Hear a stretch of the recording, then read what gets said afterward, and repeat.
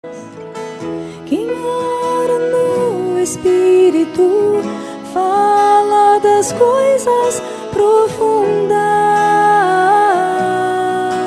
de Deus. Quem ora no Espírito fala os mistérios de Deus, fala das coisas escondidas. Abra sua Bíblia em Romanos capítulo 6.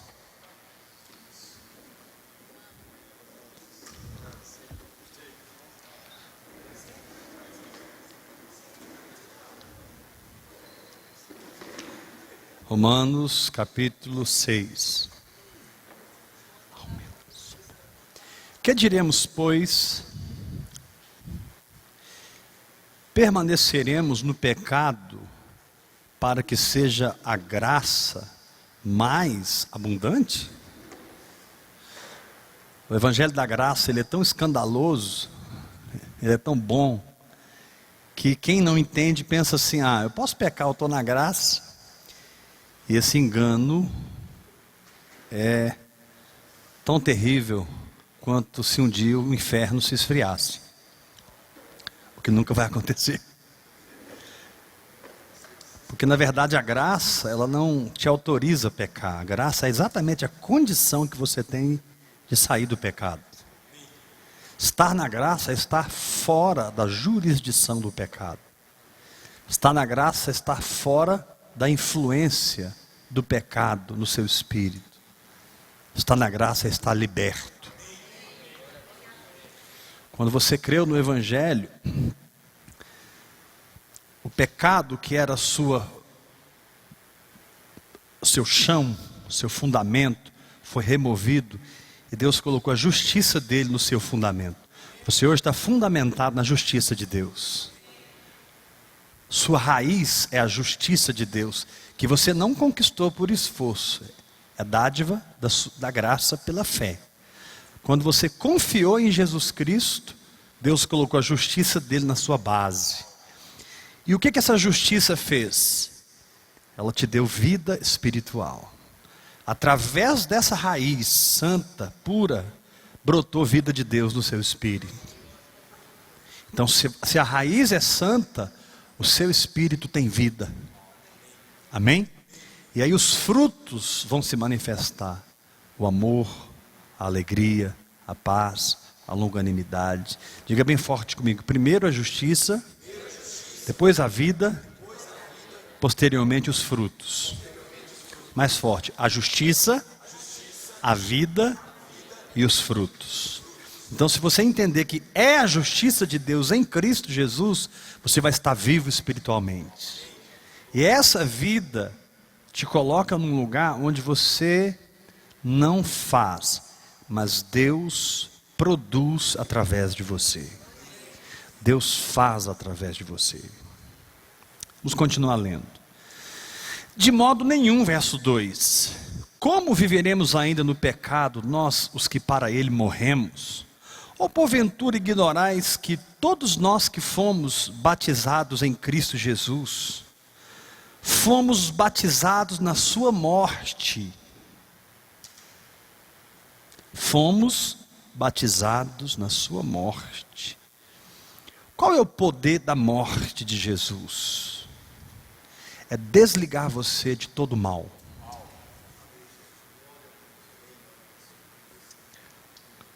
A morte de Jesus foi o desligamento da doença na sua vida.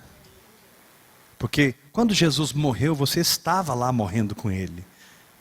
Está escrito aqui: fomos crucificados com Cristo.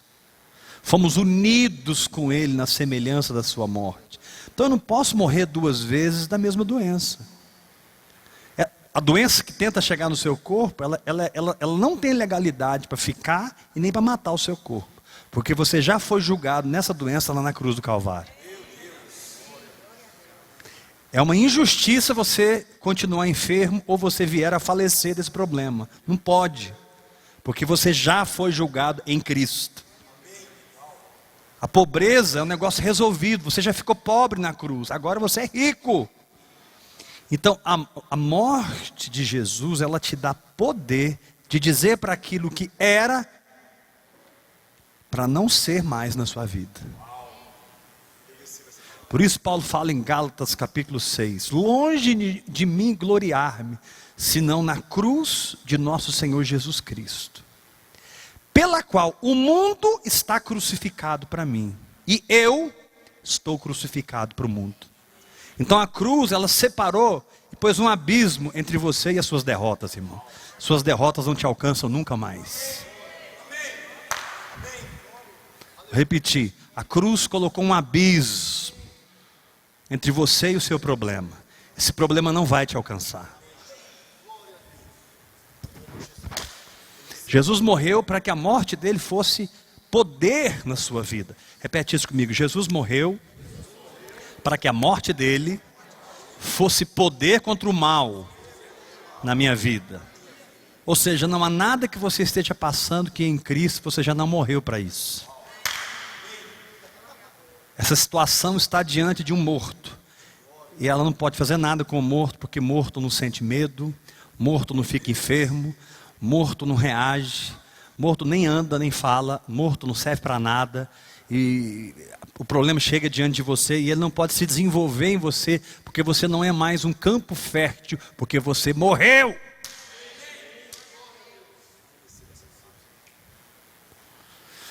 Eu estou me sentindo tentado. Não lute na sua força contra o pecado. Descanse, eu estou morto. Você vai ver que o pecado não vai ter força de governar você. Eu estou tendo esse pensamento. Não luta para não ter o pensamento, que vai ficar pior. Você vai só acionar a lei, aí que você vai pensar. Descansa na cruz. E o pensamento vai para o lugar dele, que é na cruz. Eu não posso ser soberba. Aí você fica lutando para não ser soberba. Aí a soberba fica sempre na sua frente. Não, descanse, não. Esse sentimento não sou eu. Eu sou crucificado para a soberba. Eu sou humilde em Cristo Jesus. Sua vitória está na cruz. Levanta a mão e diga, eu recebo essa palavra. Chame alguém pelo nome, diga, fulano, a sua vitória está na cruz. Meu irmão, Jesus viveu para passar a vida dele para você. Jesus morreu para passar a morte dele para você. Jesus ressuscitou para que hoje você transcenda qualquer situação. E Jesus foi glorificado para você não viver mais na dimensão da terra, mas viver na dimensão do céu. Cada processo de Jesus foi redentivo. Repita isso. Levanta a mão e diga, cada processo. A vinda, a encarnação, a vida, a morte, a ressurreição e a glorificação. Todos esses aspectos são armas espirituais para mim. Ele viveu para a vida dele ser minha. Ele morreu para a morte dele ser minha. Ele ressuscitou para a ressurreição dele ser minha. Eu posso transcender agora a situação que eu estou vivendo, pelo poder da ressurreição. Olha o versículo 3. Ou porventura ignorais que todos nós que fomos batizados em Cristo Jesus, fomos batizados na sua morte? Verso 4. Fomos, pois, sepultados com ele na morte pelo batismo, para que, como Cristo foi ressuscitado dentre os mortos pela glória do Pai, assim também andemos nós em novidade de vida. Novidade de vida não é o que você se esforça para fazer, é o quanto você absorve de Cristo. Repita isso. Novidade de vida não é o quanto eu me esforço para fazer, é o quanto eu absorvo de Cristo. Eu falo e você repete. Novidade de vida não tem nada a ver com o que eu faço, tem a ver com a minha união com Ele. É o quanto da energia dele entra, edifica e flui na minha vida. Novidade de vida significa não mais eu, mas Cristo em mim. Verso 5. Porque se fomos unidos com ele na semelhança da sua morte, certamente o seremos também na semelhança da sua ressurreição. Sabendo isto. Será que você sabe? Sabendo isto, foi crucificado com ele o nosso velho homem. Repete comigo com toda a sua fé. Foi. Fala, gente. Foi crucificado com ele. Nosso velho homem. Foi crucificado com ele. Foi crucificado com ele. Foi crucificado com ele. Para que o corpo do pecado fosse destruído. Meu corpo não é mais corpo do pecado. Meu corpo é templo do Espírito Santo. E não sirvamos o pecado como escravos. Aleluia.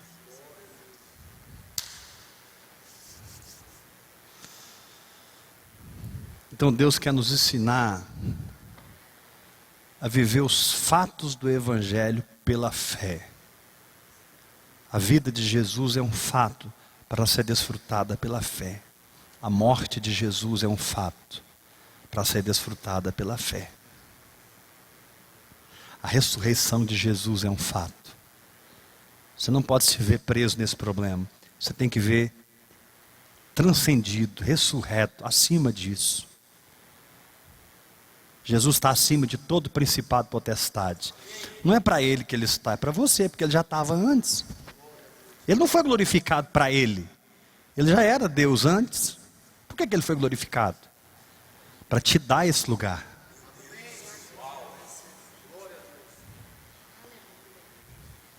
Tudo que Jesus passou foi por você. Para conquistar para você uma posição de autoridade, de reino, de governo. Por isso, mais de 200 vezes Paulo fala nas suas cartas, em Cristo, nele, nele. O negócio é nele.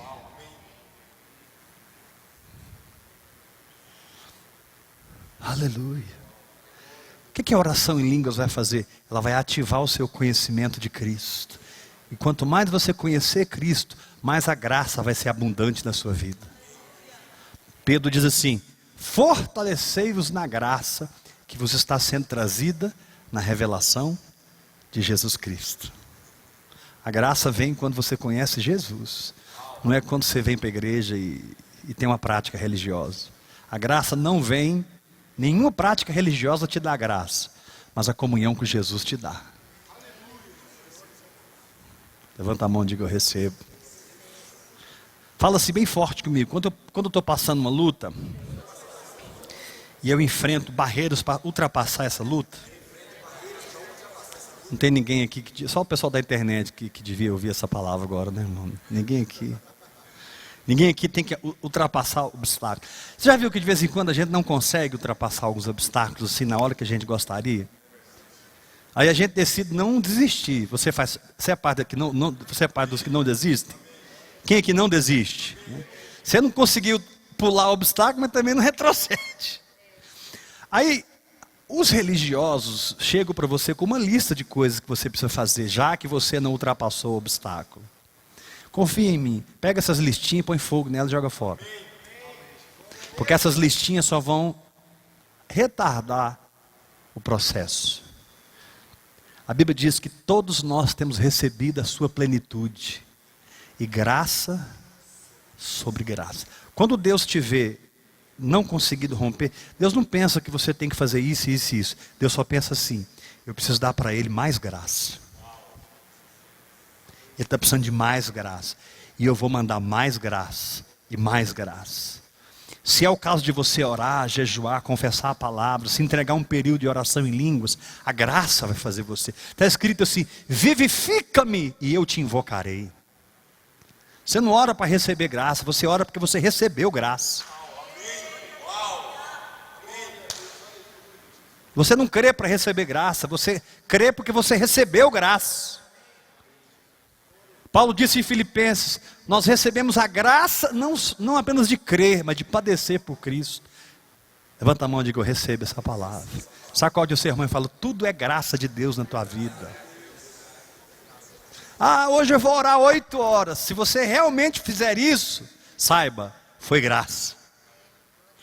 E eu declaro aqui homens e mulheres que vão orar hora após hora.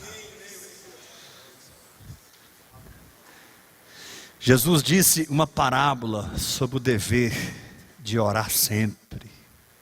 e nunca esmorecer. Coisa mais sábia que você faz diante da barreira, irmão, é ficar aqui, ó.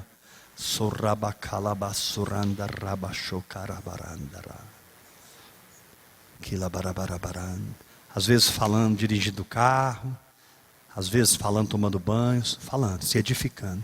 Tenha certeza, pode ser hoje ou daqui 2 meses, você vai superar essa barreira.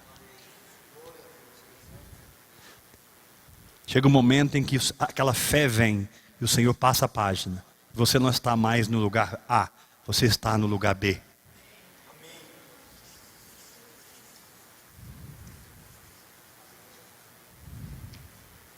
Eu creio que esses dias o Senhor está nos levando para um rio da sua graça. E nós vamos sair de rasuras espirituais. Nós vamos experimentar coisas que nós não experimentamos ainda, irmãos.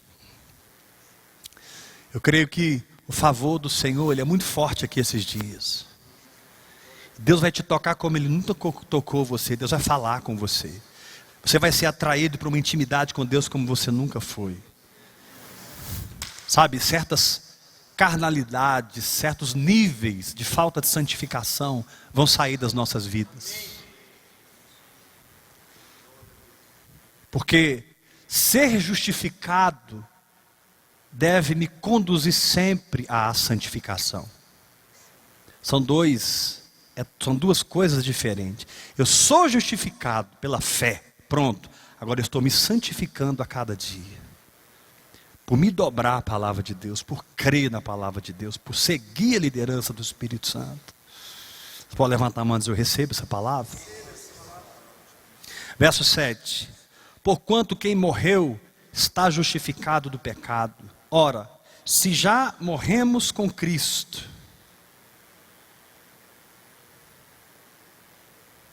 cremos que também com Ele viveremos.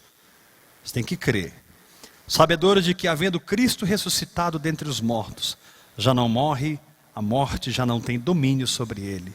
Pois quanto a ter morrido de uma vez para sempre, morreu para o pecado. Mas quanto a viver, vive para Deus. Agora olha a fé em ação. Assim também vós, considerai-vos mortos para o pecado, mas vivos para Deus em Cristo Jesus. Levanta a sua mão e diga forte comigo. Eu me considero morto para o pecado. Agora fala com mais fé. Eu me considero. Fale pensando. Eu me considero morto para o pecado. E eu me considero vivo para Deus. Primeiro você tem que saber, eu estou crucificado. Segundo, você tem que se considerar. Você vence a tentação, é assim. Você vence a doença, é assim. Você sabe, não, Jesus já me curou e eu me considero curado. E aí você não fica lidando com o problema mais. Você não fica lidando com a circunstância mais. Você tem que aprender a pegar um problema, entregar para Deus e esquecer. Você tem que aprender a pegar um problema, entregar para Deus e esquecer. Tem situações que vêm de uma ansiedade que é normal. Tem situações que são mentiras do diabo, não importa. Pega aquilo ali assim, Senhor, essa situação aqui. Se envolver 2 pessoas, um terceiro e um quarto, em relação à sua vida, chega para Deus e fala, Senhor, Beltrano e fulano, eu te entrego. Esse problema não é meu mais. Você acha que se você fizer isso, Deus vai deixar essa situação? Não, meu irmão. Deus vai pegar essa situação. E Ele vai resolver no seu lugar. E você fica lá quieto, amando, assistindo Deus fazer. Porque tudo que você entrega na mão do Senhor, Ele se responsabiliza. E Ele te diz, esse problema não é seu mais, é meu. E aquela pessoa, ela vai se ver com o poder de Deus. Quando você realmente entrega e sai do caminho e descansa, Deus age.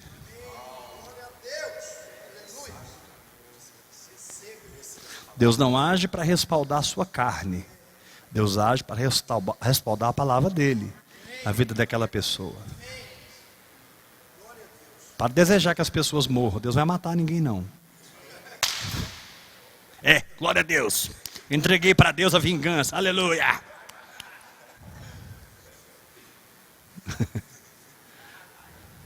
Se você souber que o seu inimigo estiver com fome, a primeira coisa que você tem que fazer é levar comida para ele, viu? Se você souber que o seu inimigo está mal, você é a primeira pessoa que tem que interceder por ele. Ontem, um rapaz da igreja, a esposa largou dele. Ele sofreu demais com ela, onde ele chegou em mim. Assim, com muito jeito, pastor, ela foi diagnosticada com esclerose múltipla. Aí eu falei assim, olha, eu conheço uma pastora assim, que ela está recebendo altas doses de vitamina D diariamente, está ficando curada. Ao invés de eu me envolver com a notícia, eu já dei logo o remédio para a menina. Nós somos bons em Cristo Jesus. Amém, irmão? Amém, irmão? Fala assim para a pessoa que está ao seu lado: deseje o bem para os seus inimigos.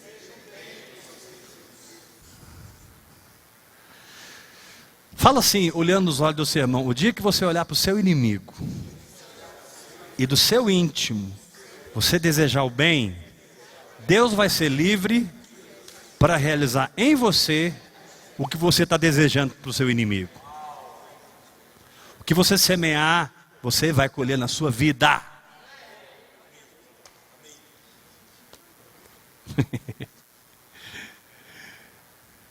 Aleluia. Justos, vivos e frutíferos. Vamos falar junto? Vamos lá. Eu falo, você repete. Justos, vivos e frutíferos. Mais forte. Justos em Cristo. Vivos em Cristo. Frutíferos em Cristo. Amém? Glória a Deus. Dá um abraço ao irmão e fala para ele: hora após hora.